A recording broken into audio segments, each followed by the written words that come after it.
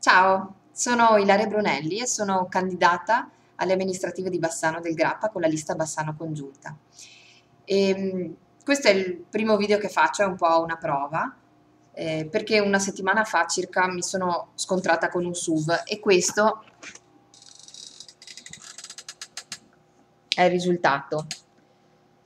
Ecco, allora per un po' di tempo sono costretta a rivedere le cose che volevo fare, compreso anche la campagna elettorale.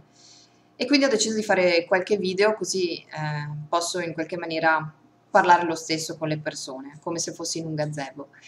E, il primo video lo voglio dedicare a Chiara, la mia amica, a Stefano, che è il mio maestro di banda, a Maurizio, il mio titolare, e a tutte quelle persone a cui avevo detto no, basta, sono stanca, dopo 5 anni di amministrazione, insomma, ho voglia un po' anche di pensare ai fatti miei e ci sarà qualcuno che vuol fare questo servizio civico al posto mio, insomma.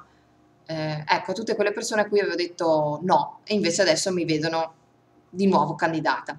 Allora, il fatto è che ho una squadra bella e quindi quando qualche mese fa con i miei colleghi abbiamo pensato allora cosa facciamo? Ci sono le elezioni a maggio, ci rimettiamo in pista? Ecco, la tentazione è stata fortissima e alla fine ha detto di sì e quindi sono di nuovo in campagna elettorale e poi se andrà bene eh, tornerò a fare la consigliera. Ehm, ecco, io penso che l'esperienza che ho fatto in questi 5 anni è stata un'esperienza molto formativa, umanamente più ancora che professionalmente, e questo lo devo in principal luogo proprio alle persone che mi hanno attorniato. A Stefano Giunta in particolare, che è stato il mio maestro proprio, è stato colui che mi ha guidato attraverso anche tutto quello che è il funzionamento della macchina amministrativa, evitando di smusarmi, evitando gli sbagli, evitando anche di essere usata.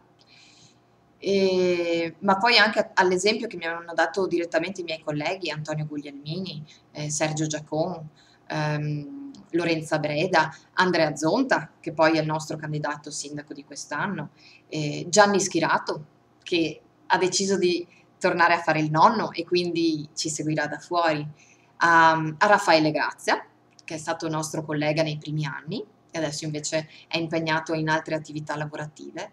Ecco, a tutte queste persone perché sono state prima di tutto degli esempi umani e quindi è grazie a loro che posso dire che la politica è una bella cosa. Diversamente da quello che normalmente si pensa, è un'esperienza che io consiglierei a tutti di fare. E quindi a quelle persone che magari quest'anno si stanno domandando se vale la pena andare a votare o no, ecco, io dico, se trasformassero la frustrazione in una candidatura, sicuramente Bassano ne avrebbe da guadagnare. Ecco, questo era il mio primo messaggio in bottiglia. Quindi a Chiara, a Stefano, a Maurizio dico sono di nuovo qua, mi metto in gioco tutta e poi vedremo, insomma, quello che sarà sarà. Ciao a tutti!